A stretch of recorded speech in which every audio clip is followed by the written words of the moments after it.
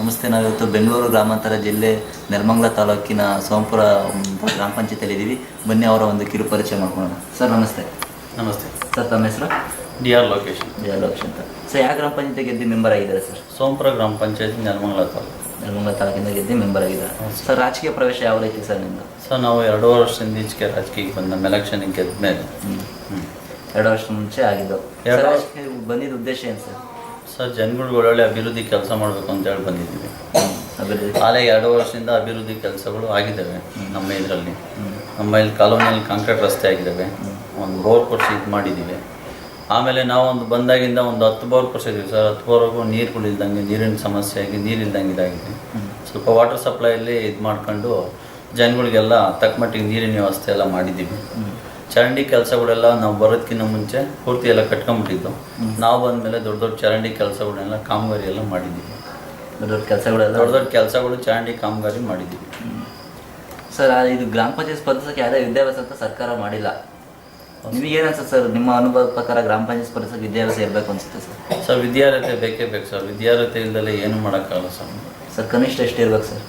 Sir ಕನಿಷ್ಠ SLCನ pass ಆಗಿರ್ಬೇಕು sir. ಆ ವ್ಯಕ್ತಿ SLCನ ಪಾಸ್ ಆಗಿರ್ಬೇಕು. ಪ್ರತಿಯೊಂದು ಏನೋ ಅಪ್ಲಿಕೇಶನ್ ಓದಂಗಿರ್ಬೇಕು. ಒಬ್ಬ ಏನೇ ತಂದ್ರೂ ಇನ್ನೊಬ್ಬಂತವ ಹೇಳಿಸ್ಕೊಂಡು ಸೈನ್ ಆಗ್ತಲೇ ಅವನು ಸ್ವಂತ ಬುದ್ಧಿಯಿಂದ ಸೈನ್ ಹಾಕೋ ಮಟ್ಟ ಇರ್ಬೇಕು ಸರ್.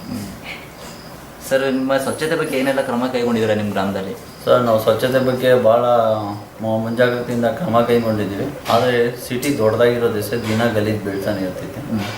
ಆಮೇಲಿಂದ ಇಲ್ಲಿ ಹಂದಿಗಳು ಕಾಟದಿಂದ ಸ್ವಲ್ಪ ನಾವೆಲ್ಲ ಹೇಳಿ 2-3 ಸಲ ಹಿಡಿದು ಎಲ್ಲ ಇದನ್ನು ಮಾಡಿದ್ದು. ಹಂದಿಗಳವ್ರದ್ದು ಸಿಕ್ಕಾಪಟ್ಟೆ ಕಾಟ ಗೊತ್ತಾಯ್ತು. ಅಲ್ಲಿಂದ ಚರಂಡಿ ಗಲೀಜು ಆಗ್ತಾ ಇರ್ತವೆ. ಪ್ರತಿಯೊಂದು ಚರಂಡಿ ಕ್ಲೀನ್ ಮಾಡಿಸೋದು ಎಲ್ಲ ನಾವೇನೆ. ಇದುವರೆಗೂ ಎಲ್ಲ ಸ್ವಚ್ಛತೆಯಾಗಿ ಮಾಡಿಸಿದ್ದೀವಿ. ಆದರೂ ಮಳೆ ಬಂದಾಗ ಬೇರೆ ಕಡೆಯಿಂದ ನಿಂತಿರ್ತದಲ್ಲ ಅಷ್ಟು ಹಾಕೋದು ಎಲ್ಲ ಕೊಚ್ಕೊಂಡು ಮಾಮೂಲಿ ಸ್ವಲ್ಪ ತುಂಬ್ಕೊಂತ ಇರ್ತದೆ. ಹಂಗೂ ಇಲ್ಲ ಮೊನ್ನೆಲ್ಲ ಕ್ಲೀನ್ ಮಾಡಿಸಿದ್ವಿ. ಏನು ತೊಂದರೆ ಏನಿಲ್ಲ.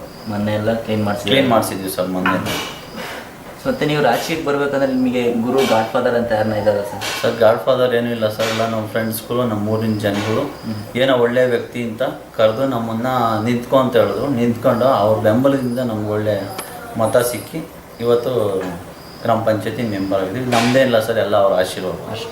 ಸರ್ ನೀವು ಇದೇ ಫಸ್ಟ್ ಬಂದಿದ್ದು ರಾಜಕೀಯದಲ್ಲಿ? ನಿಮ್ಮ ಫ್ಯಾಮಿಲಿಯಲ್ಲಿ ನಮ್ಮ ತಂದೆಯವರು ಅಲ್ಲೇ ಒಂದು 10 ವರ್ಷದಿಂದ ಇದ್ದರು. ಅವರು ಗ್ರಾಮ ಪಂಚಾಯತಿ ಮೆಂಬರ್ ಆಗಿದ್ರು. ಅವರು ಒಳ್ಳೆ ಕೆಲಸ ಮಾಡಿದರು. ಆ ಒಂದು ಇದ್ರ ಮೇಲೆ ನಮಗೆ ಈಗ ಜನಗಳು ಇದು ಮಾಡಿದ್ರು. ಸರ್ ಇನ್ನೂ 2 ವರ್ಷ ಅವಧಿ ಇದೆ ನಿಮ್ಮ ಕಾಲಾವಧಿಯಲ್ಲಿ. ಆ 2 ವರ್ಷ ಅವಧಿಯೊಳಗೆ ಏನೆಲ್ಲ ಅಭಿವೃದ್ಧಿ ಕಾರ್ಯ ಮಾಡಬೇಕು ಸರ್? ಇನ್ನೂ 2 ವರ್ಷ ಅಭಿವೃದ್ಧಿನಲ್ಲಿ ನೀರಿನ ಸಮಸ್ಯೆ ಇದೆ, ಅದನ್ನು ಬಗೆಹರಿಸ್ಬೇಕು. ದೊಡ್ಡ ದೊಡ್ಡ ಚರಂಡಿಗಳ ಸಮಸ್ಯೆ ಇದೆ, ಅದನ್ನು ಬಗೆಹರಿಸ್ಬೇಕು. ನಮ್ಮ ಪಂಚಾಯತಿಯಲ್ಲಿ ಬರೋ ಅನುದಾನದಲ್ಲಿ ದೊಡ್ಡ ದೊಡ್ಡ ಚರಂಡಿಯಲ್ಲಿ ಕಾಮಗಾರಿಯಲ್ಲಿ ಯಾವ ಸದ್ಯ ಮಟ್ಟಿಗೀಗ ಆ ದುಡ್ಡಲ್ಲಿ ಮಾಡೋಕ್ಕಾಗಲ್ಲ. ಈಗೇನು ಗೆದ್ದಿದ್ದವ್ರ ಮೇಲೆ ಅವ್ರನ್ನೆಲ್ಲ ಇಟ್ಕೊಂಡು ಪ್ರತಿಯೊಬ್ಬರು ಒಂದು ಕೆಲಸಗಳು ಹಾಕ್ಸ್ಕೊಂಡು ಮಾಡ್ತೀವಿ. ಈ ಸುವರ್ಣ ಗ್ರಾಮ ಯೋಜನೆ ಅಂತ ಬೇರೆ ಕೊಟ್ಟಿದ್ದಾರೆ.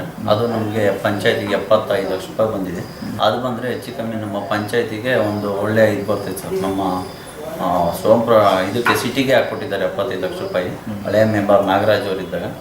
ಇವಾಗ ಅದನ್ನು ಹೋಗಿ ಅದು ಏನಾಗಿದೆಯೋ ಅದನ್ನು ಕಂಟಿನ್ಯೂ ಮಾಡಿ ಕೆಲಸ ಕಾಮಗಾರಿ ಮಾಡೋಂಗೆ ವ್ಯವಸ್ಥೆ ಮಾಡಬೇಕು ಸರ್.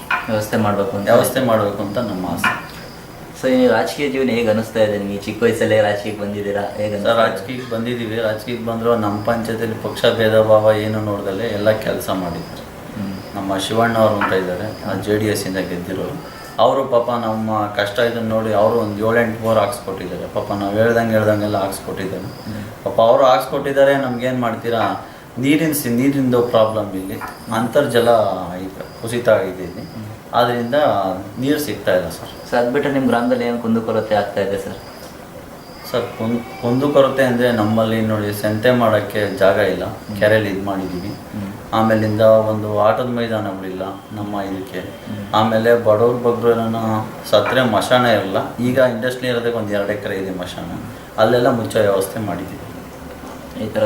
ಆಮೇಲಿಂದ ಒಂದು ಕಸಿಂದು ಪ್ರೋಗ್ರಾಮ್ ಬೇರೆ ಮಾಡ್ತಾಯಿದ್ದೀವಿ. 30 ಲಕ್ಷ ರೂಪಾಯಿದು ಕಸನೆಲ್ಲ ತೊಗೊಂಡೋಗ್ಬಿಟ್ಟು ಒಂದು ಕಡೆ ಸ್ಟಾಕ್ ಮಾಡಿ ಅಲ್ಲಿ ಕಸನೆಲ್ಲನೂ ಕೊಳೆತು ಗೊಬ್ಬರ ಆಗಂದು ಮಾಡೋಂಗೆ ಎಲ್ಲ ಇದು ಮಾಡಿದ್ದೀವಿ.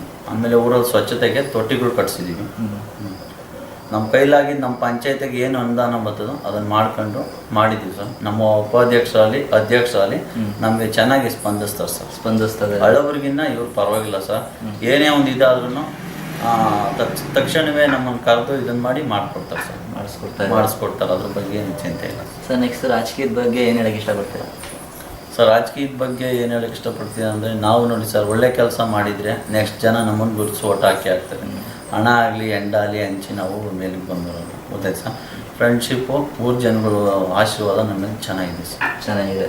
ನೆಕ್ಸ್ಟ್ TP ZP ಅವಕಾಶ ಸಿಕ್ಕರೆ ಭಾಗವಹಿಸ್ತಾರೆ ಸರ್? ಸರ್ ನಾವು ಗ್ರಾಮ ಪಂಚಾಯತಿ ಬಿಟ್ಟು ಬೇರೆ ಯಾವ್ದು ಹೋಗಲ್ಲ ಸರ್. ನೆಕ್ಸ್ಟ್ ಗ್ರಾಮ ಪಂಚಾಯತಿಗೆ ಇದರಲ್ಲೇ ಇರ್ತೀವಿ ಸರ್. ಏನಕ್ಕೆ ಗೊತ್ತಾ ಸರ್, ಇದ್ರಾಗಿರೋವಷ್ಟು ನೆಮ್ಮದಿ ಸುಖ ಜಿಲ್ಲಾ ಪಂಚಾಯತಿ ತಾಲೂಕ್ ಪಂಚಾಯತಿಯಲ್ಲಿ ಇರಲ್ಲ. ನಮ್ಮವರು ನಮ್ಮಿದು ಅಂತ ಗುರ್ತಿಸ್ಬೋದು ಸರ್. ಬೇರೆ ಒಂದು ಏನೇ ಇದಾದ್ರೂ ನೋಡಿಲ್ಲ, ನಮ್ಮಲ್ಲೆಲ್ಲ ಕೆಲಸ ಮಾಡ್ತೀವಲ್ಲ, ನಮ್ಗೊಂಥರ ಸಂತೋಷ. ಈಗ ನಾವು ನಮ್ಮೂರಲ್ಲೇ ಕೆಲಸ ಮಾಡಿ ನಮ್ಮೂರಲ್ಲೇ ಇದು ಮಾಡಿದ್ರೆ ದಿನ ನಾವು ಬೆಳಗ್ಗೆ ಹೋದಾಗ ಈ ಕೆಲಸ ನಾನು ಮಾಡಿಸಿದ್ದೆ, ಈ ಕೆಲಸ ನಾನು ಮಾಡಿಸಿದ್ದೆ ಅನ್ನೋ ಒಂದು ನಮ್ಗೆ ಒಂದು ಮನಸ್ಸಿಗೆ ತೃಪ್ತಿ ಆಗುತ್ತೆ ಸರ್. ಈಗ ಫಸ್ಟು ಹೆಂಗಿತ್ತು ಊರು, ಈಗ ಹೆಂಗಿದೆ, ಯಾಕಂದ್ರೆ ಬಂದು ಯಾರನ್ನ ನೋಡಲಿ.